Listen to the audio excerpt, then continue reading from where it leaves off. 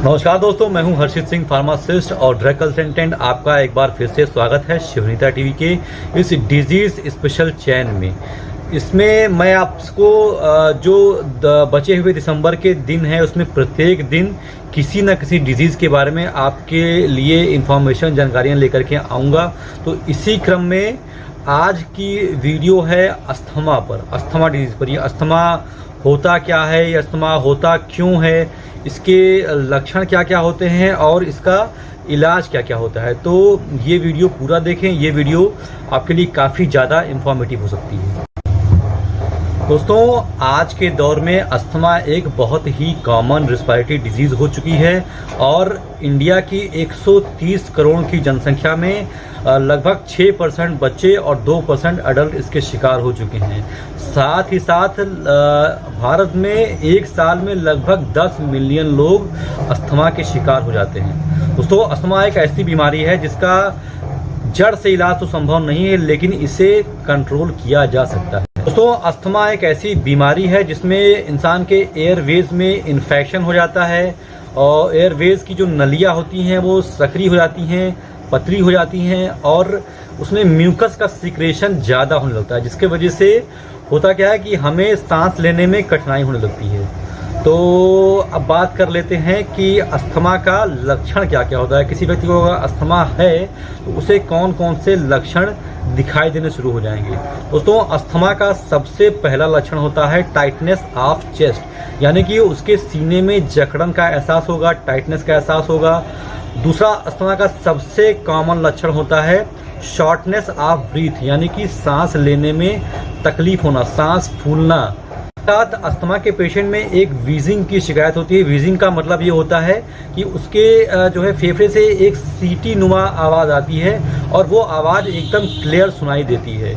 तो ये सीटी की आवाज़ जो होती है ये भी काफ़ी कॉमन है। और सबसे आखिरी सिम्टम जो होता है वो होता है खांसी आना, और वो खांसी अचानक से आना स्टार्ट हो जाएगा। किसी भी आपको जिस चीज़ से एलर्जी है उसके कांटेक्ट में आपके आते ही बहुत ही तेज़ी से इंसान को खांसी आना शुरू हो जाएगा और वो खांसी तब तक बंद नहीं होता है जब तक कि उसका इलाज ना कर दिया जाए तुरंत ही। तो ये तो थे कुछ कॉमन सिम्टम्स जो कि अस्थमा के पेशेंट में अक्सर देखे जाते हैं।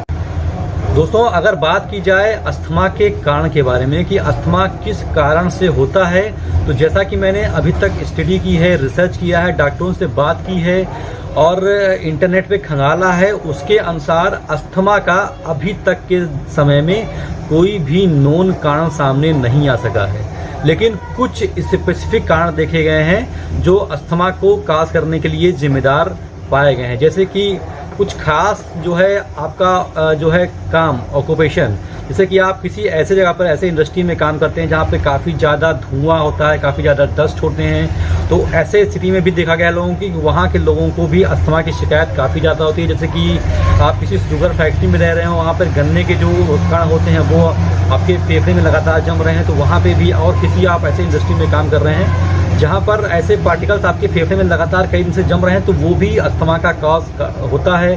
कोई ऐसा इन्वायरमेंट जहाँ पे आप रहते हो जहाँ की ज़्यादा पॉल्यूशन ज़्यादा होती है, जैसे आजकल के महानगरों में दिल्ली या मुंबई ऐसे कई सारे शहर हैं जहाँ पे जो है पॉल्यूशन काफ़ी ज़्यादा होता है, तो वो भी एक फैक्टर हो सकता है आपके अस्थमा का। आपका फैमिली हिस्ट्री, आपके परिवार में अगर किसी को अस्थमा है तो ये जेनेटिक भी हो सकता है। आपको किसी और आपके माता पिता को अस्थमा हो तो आपको भी ये ट्रांसफ़र हो सकता है। तो ये कुछ सारे फैक्टर्स हैं, लेकिन इसका कोई विशेष कोई नोन फैक्टर नहीं है जिसकी वजह से अस्थमा होता है। ये कुछ फैक्टर्स हैं जिसको कि आप कह सकते हैं कि इनकी वजह से अस्थमा हो सकता है। अब बात कर लेते हैं कुछ ट्रिगर्स के कि जिसके वजह से अस्थमा उभरता है, अस्थमा सामने आता है, अस्थमा के सिम्टम्स अचानक से सामने आते हैं। तो ट्रिगर कहने का मतलब ये है कि कोई ऐसा विशेष कारक जिसकी वजह से उसके सिम्टम्स आपको परेशान करना शुरू कर दें। और ये जो ट्रिगर्स होते हैं ये हर इंसान के अलग अलग हो सकते हैं। जैसे बहुत सारे लोगों को डस्ट से एलर्जी होती है, वो डस्ट के कांटेक्ट में आते ही उन्हें जो है अस्थमा की शिकायत हो जाती है। बहुत सारे लोग ऐसे होते हैं जिन्हें किसी खाने से एलर्जी होती है, अगर जैसे मान लीजिए कुछ चावल खा लिया तो उन्हें जो है सांस फूलना स्टार्ट कर दिया। बहुत सारे लोग होते हैं जिनको कि फूलों की खुशबू से एलर्जी होती है, तो उनके फूल सूंघते ही उन्हें जो है दिक्कत होने शुरू हो गई, सांस फूलना स्टार्ट हो गया। बहुत सारे लोग ऐसे होते हैं जिनको परफ्यूम, डिओड्रेंट के खुशबू से काफ़ी ज़्यादा तकलीफ होती है, सांस फूलना शुरू हो जाता है। तो हर एक आदमी का अलग अलग ट्रिगर होता है। तो आपको ये आइडेंटिफाई करना होता है कि आपको तकलीफ़ किन चीज़ों से हो रही है, और इसका एक जो है प्रिवेंशन ये भी होता है कि आपको जिस चीज़ से तकलीफ़ हो रही हो आप उस चीज़ को अवॉइड करें। यही एक सबसे बेटर प्रिवेंशन कहा गया है अस्थमा के पेशेंट्स के लिए। तो अब लास्ट में बात कर लेते हैं अस्थमा के ट्रीटमेंट के बारे में। दोस्तों, अस्थमा के ट्रीटमेंट में दो प्रकार की दवाई चलती हैं, एक होता है रिलीवर और एक होता है कंट्रोलर। रिलीवर का इस्तेमाल डॉक्टर्स करते हैं अगर किसी व्यक्ति को अचानक से अस्थमा का अटैक आ जाता है, वो किसी भी ऐसे एलर्जन के कांटेक्ट में आ गया जिससे कि उसका अस्थमा के सिम्टम्स अचानक से सामने आ गया, अचानक से उसको सांस लेने में तकलीफ होने लग गई, तो ऐसे केस में डॉक्टर्स जो है रिलीवर का जो है इस्तेमाल करते हैं, जैसे कि किसी भी प्रकार का इनहेलर। और दूसरी दवा होती है कंट्रोलर, जिसमें कि आपको ब्रांकोडायलेटर्स दिए जाते हैं, एंटी एलर्जी दवाइयाँ दी जाती हैं, ये होती हैं कंट्रोलर। हर एक रिलीवर के साथ में डॉक्टर सपोर्ट में एक जो है कंट्रोलर दवा देते हैं। ये दोनों दवा रेगुलर चलती रहती है, और जो रिलीवर होती है उसको डॉक्टर इमरजेंसी केस के लिए हमेशा अपने साथ रखने के लिए एडवाइस करते हैं। दोस्तों, अब हम बात कर लेते हैं कि अस्थमा की जांच कैसे होती है। दोस्तों, अस्थमा की जांच डॉक्टर्स ब्लड के थ्रू भी करते हैं, और एक होता है पल्मोनरी फंक्शन टेस्ट। ये एक प्रकार का जो है एक मशीन होती है जिसके थ्रू आपके फेफड़े की कैपेसिटी की जांच होती है। इससे आपको पता लगता है कि आपको अस्थमा का इन्फेक्शन है या नहीं है, आपके फेफड़े की कैपेसिटी कितनी है। और जो ब्लड की जांच होती है उसमें डॉक्टर्स देखते हैं कि आपके शरीर में एलर्जी लेवल कितना ज़्यादा है या कितना कम है।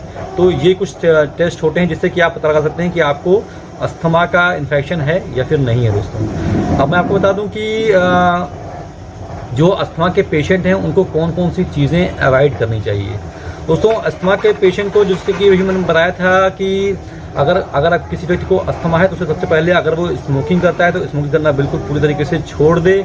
और ऐसे जो भी उसके ट्रिगर्स हों, जैसा कि मैंने बताया, किसी को खुशबू से समस्या होती है, किसी को खाने से दिक्कत होती है, किसी को मतलब बदलते हुए टेम्परेचर दिक्कत, लोग कहते हैं कि मैं नॉर्मल में बैठा हुआ था, एसी में मैं गया, मुझे मेरी सांस फूलने लगी। तो मतलब किसी का कोई भी ट्रिगर हो सकता है। तो जो भी आपका ट्रिगर हो आप उसे पहचानें और उसे अवॉइड करने की कोशिश करें। दोस्तों, दूसरी चीज़, आप अपने घर में पेट यानी कि कोई पालतू जानवर ना पालें, क्योंकि उससे भी आपको एलर्जी हो सकती है, उससे भी आपका अस्थमा और गंभीर स्थिति में पहुंच सकता है। दोस्तों, तो ये कुछ कॉमन जो डॉक्टर्स का एडवाइस होता है जो एक अस्थमा पेशेंट को हमेशा ध्यान रखनी चाहिए। साथ ही साथ उसकी जो मेडिसिन चल रहे हैं उन मेडिसिन को वो हमेशा अपने साथ रखे और लगातार उसका इस्तेमाल करता रहे। दोस्तों, अस्थमा अगर किसी व्यक्ति को हो गया है तो इसमें घबराने की बात नहीं है। ये एक प्रकार का रिवर्सेबल डिजीज होता है, यानी कि अगर ये आपको हो गया है, आपने इसका सही समय पर सही तरीके से ढंग से आपने इसका इलाज कर दिया, तो ये रिवर्सेबल यानी कि फिर से ठीक हो सकता है, कंट्रोल हो सकता है।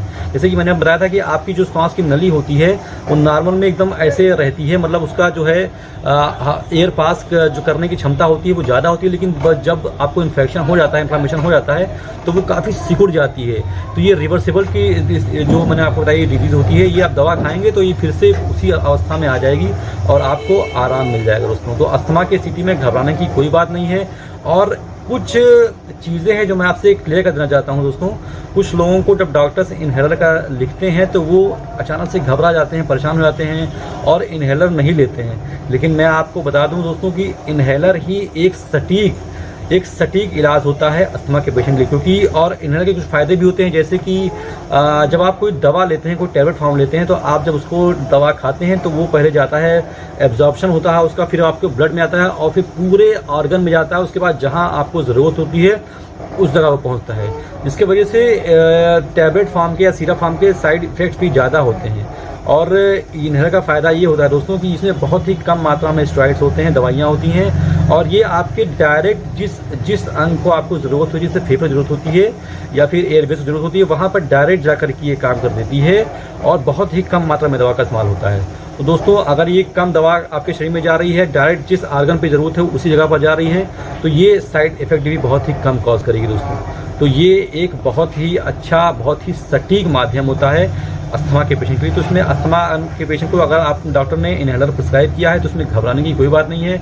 आप इसको एकदम बिंदास लें, इसमें किसी भी प्रकार की आदत पड़ने वाली कोई बात नहीं। तो बहुत सारे पेशेंट कहते हैं कि अगर मैंने इनहेलर यूज़ करना स्टार्ट कर दिया तो मुझे फिर उसकी आदत पड़ जाएगी। ऐसा कुछ भी नहीं है, सारी चीज़ें मिथ हैं, बकवास हैं।